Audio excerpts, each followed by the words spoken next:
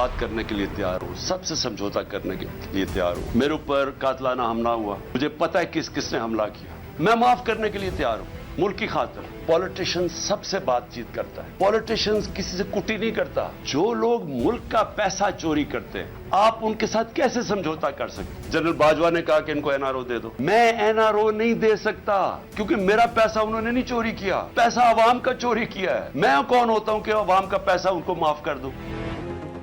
कप्तान सबसे बात करने को तैयार, सबसे समझौता करने को तैयार, खुद पर हमला करने वालों को माफ करने के लिए भी तैयार। इमरान खान कहते हैं कातिलाना हमले में जानता हूं कौन कौन मुलव्विस है, मुल्क की खातिर उनको माफ करने को तैयार हूं। मशवरा दिया हालात ठीक करने के लिए सबको इकट्ठा होना पड़ेगा, इलेक्शन को ही मसाइल का हल करार दिया। तजवीज़ दी कि मुल्क में सरमायाकार लाने के लिए अदलिया में रिफॉर्म्स की ज़रूरत है। पाकिस्तान का सबसे बड़ा सरमाया ओवरसीज़ पाकिस्तानी है, थोड़े थोड़े डॉलर्स के लिए जलील होना पड़ता है।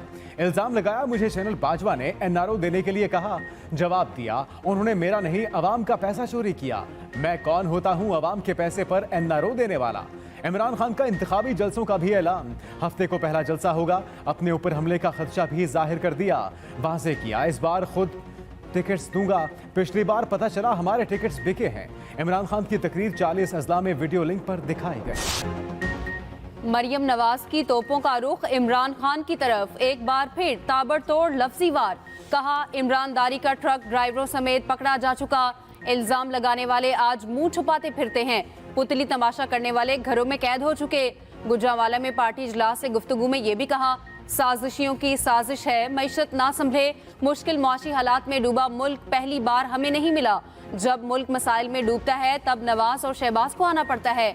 हमेशा की तरह शेर ही कौम को गीदड़ों से निजात दिलाएगा। आपकी शनाख्त और जमात मिटाने वाले खुद मिट गए, मुल्क में मुआशी अंधेरे जरूर खत्म होंगे।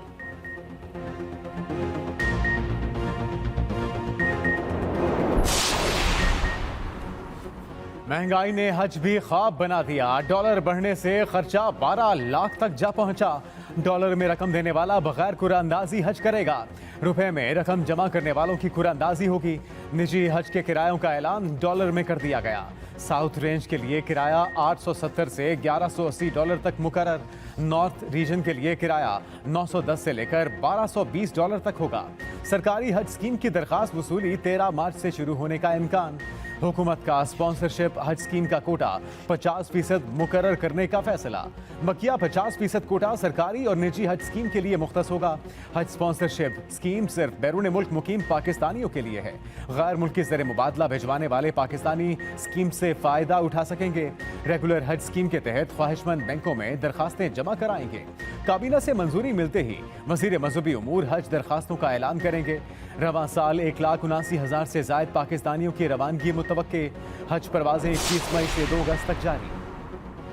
इंतखाबात की तैयारियों का आगाज, पीर या मंगल तक इंतखाबी शेड्यूल जारी होने का इम्कान। इलेक्शन कमीशन का DROs और ROs अदलिया से ना लेने का फैसला। सूबाई इलेक्शन कमिश्नर से फहरिस्त मांग ली। अफसरान की ट्रेनिंग अगले हफ्ते शुरू होगी। पंजाब और KP में इलेक्शन के लिए 30 अरब के अखराजात का तखमीना। आइंदा हफ्ते वजारत खजाना को खत लिखा जाएगा, फौरी फंड्स जारी करने का कहा जाएगा। सिक्योरिटी के लिए वजारत दाखिला को भी आइंदा हफ्ते खत लिखा जाएगा।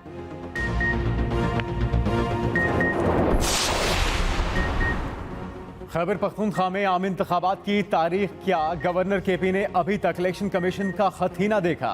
हाजी गुलाम अली कहते हैं अभी तक इलेक्शन कमीशन का खत नहीं देखा, खत पढ़ूंगा तो जवाब दे दूंगा। इलेक्शन कमीशन का खत उनके प्रिंसिपल सेक्रेटरी के नाम पर है, प्रिंसिपल सेक्रेटरी छुट्टी पर है, वो आएंगे तो खत खोलेंगे। हमेशा अदालतों का एहतराम किया, अब भी अदालती फैसले पर अमल करेंगे, इलेक्शन की तारीख जरूर देंगे।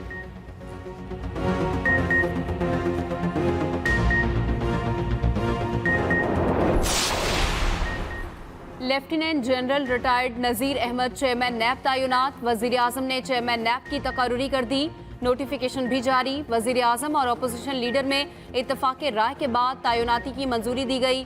काबीना ने सर्कुलेशन समरी के जरिए मंजूरी दी।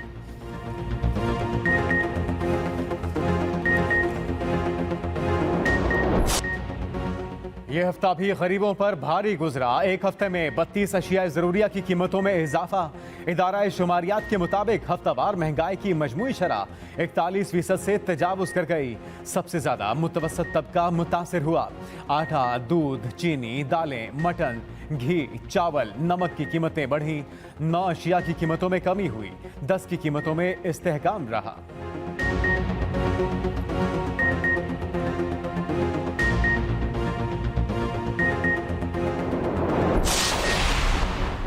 तामीराती इंडस्ट्री भी लड़खड़ा गई, सरगर्मियां मांद पड़ गई। सीमेंट की फरोख्त में नुमाया कमी। सीमेंट मैन्युफैक्चरिंग एसोसिएशन के मुताबिक फरोख्त में 7.1% कमी हुई।